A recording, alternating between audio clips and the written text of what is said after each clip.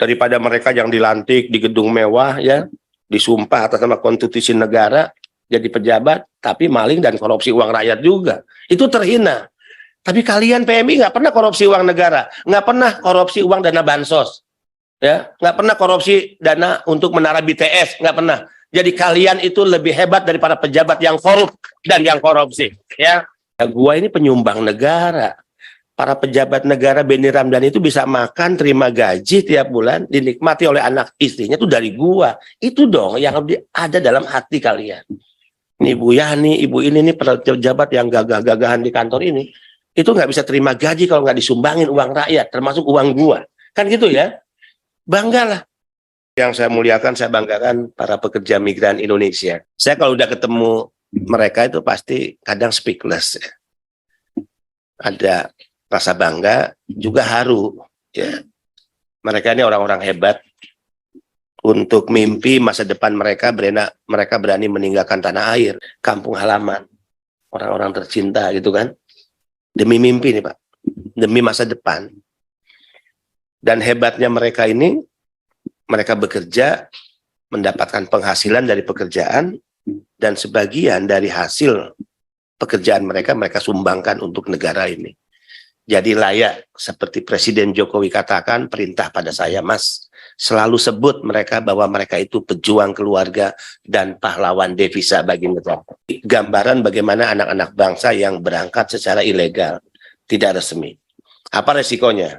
Mengalami kekerasan fisik, kekerasan seksual, gaji yang tidak dibayar, karena hanya janji yang tidak pernah diikat perjanjian kerja. Diputuskan hubungan kerja secara sepihak. Jadi mau-maunya majikan aja. Dijanjikan 2 tahun, tapi 3 bulan sudah dihentikan. Setelah itu diperjualbelikan dari majikan satu ke majikan yang lainnya. Kemudian eksploitasi waktu bekerja. Kalau resmi kan hanya 8 jam. Tapi kalau tidak resmi, dia bisa dieksploitasi sampai 20 jam. Bisa dibayangkan. Kemudian yang kerja di laut lepas, di atas kapal, mengalami kekerasan, jenazahnya tewas ya. Jenazahnya dilarungkan di tengah laut. Bisa dilihat di YouTube kita. Itu yang dialami oleh saudara-saudara kita yang berangkat tidak resmi. Tapi insya Allah, semua yang berangkat resmi, undang-undang sudah memerintahkan, dilindungi sebelum berangkat. Nah, sekarang sebelum berangkat nih, udah dalam perlindungan. Bahkan sejak dia terdaftar ya, di sistem kita. Sudah dalam perlindungan negara. Jadi waktu adik-adik sekalian mengikuti pelatihan, itu sudah dalam pengawasan kami. Kemudian perlindungan negara selama bekerja di luar negeri, ya, dan setelah kembali dalam perlindungan negara. Dan perlindungan negara itu diberikan dalam 3 hal: 1, perlindungan ekonomi, perlindungan sosial, dan perlindungan hukum.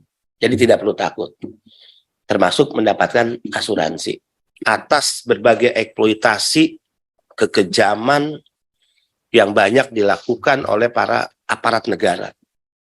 Misalnya kalau mereka pulang ke tanah air mendapatkan perlakuan tidak hormat, terlantar, tidak ada yang ngurus, bahkan mereka diperas ya untuk menukarkan dolar di loket-loket penukaran dolar di bandara, yang ternyata loket-loket penukaran dolar ini menjadi bisnis oknum-oknum tertentu, termasuk oknum di lembaga ini, di lembaga yang saya pimpin. Ya, saya udah punya datanya. Walaupun saat itu bukan saya yang memimpin lembaga ini. Digiring untuk naik bus, naik kendaraan roda 4 dengan harga yang mahal. Ya, yang itu juga menjadi bisnis oknum-oknum tertentu, termasuk oknum di BP2MI. Lembaga dulu. Kalau dolar tadi, 1 dolar 13.000 hanya dibayar 10.000. Selisihnya 3.000. Ini kan kejahatan-kejahatan yang dulu sering terjadi. Selalu ada penghinaan, selalu ada cara-cara merendahkan martabat pekerja kita. Presiden marah melihat situasi ini. Ingat Mas, mereka itu pahlawan. Setiap penyelenggara negara di Republik ini itu bisa menerima gaji itu karena uang rakyat. Bisa menerima fasilitas mobil dinas, rumah dinas itu dari rakyat, termasuk dari para pekerja migran. Karena dulu kita itu dirusak oleh oknum-oknum penyelenggara negara sendiri yang merawat mindset yang keliru, bahkan destruktif. Misalnya, kalau memandang PMI atau dulu TKI itu memandang sebagai orang rendahan, ya, pekerja-pekerja rendahan, orang-orang yang dianggap sebagai sumber masalah bagi negara. Jadi bagaimana perlakuan kepada PMI?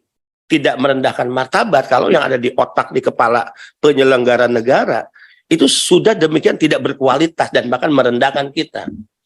Jadi mindset akan berwujud pada tindakan, kan gitu ya. Kalian harus dilepas oleh negara sebagai duta bangsa, duta negara untuk apa? Berkompetisi dalam merebut peluang kerja di luar negeri. Anda tidak hanya bersaing dengan teman-teman Anda di Indonesia loh. Tapi Anda juga bersaing dengan negara-negara yang ingin merebut sektor sebagai perawat di Singapura. Dan Anda mengalahkan mereka yang tidak bisa berangkat dari negara-negara lain. Pasti yang bersaing dengan Anda untuk masuk Singapura, pasti ada Filipina, pasti ada ada Nepal, pasti ada Bangladesh, pasti ada India. Bersaing. Dan Anda adalah pemenang. Pemenang ya di antara kawan-kawan Anda yang belum mendapatkan kesempatan dan menjadi pemenang dengan negara-negara lain yang juga ingin bekerja di Singapura sebagai perawat. Nah, hebatnya apa? Saya belum tentu sehebat Anda nih, ya. Nah, pejabat-pejabat saya belum tentu sehebat kalian. Kalian nih hebat untuk masa depan, untuk mimpi berani nih tinggalkan tanah air, kampung halaman, orang tercinta ditinggalin gitu ya. Setelah dapat gaji, disumbangin sama negara. Nggak hebat gimana? Kalian tahu, sumbangan kalian PMI pada negara ini setiap tahun itu 159,6 triliun. Sumbangan devisa terbesar kedua setelah sektor migas. Ini yang nggak pernah dikampanyekan, ini yang nggak pernah diomongin oleh pejabat-pejabat di masa lalu, ini yang disembunyiin. Sekarang kita mulai buka, atas perintah presiden buka. Agar para penyelenggara negara mindsetnya berubah, agar masyarakat juga dalam memandang PMI atau dulu sebut TKI berubah. Ya, karena kalau terminologi PMI atau dulu disebut TKI, terminologinya itu sederhana. Orang Indonesia yang bekerja di luar negeri, yang karena pekerjaannya dia mendapatkan bayaran, dia adalah pekerja migran Indonesia.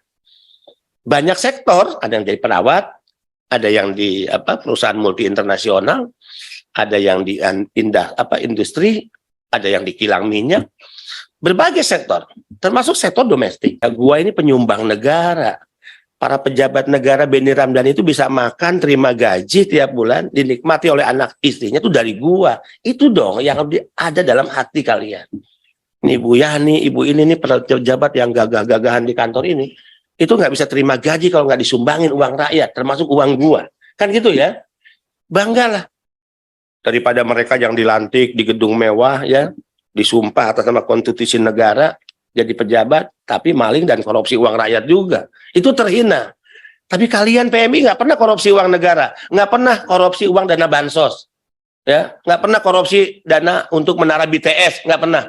Jadi kalian itu lebih hebat daripada pejabat yang korup dan yang korupsi, ya.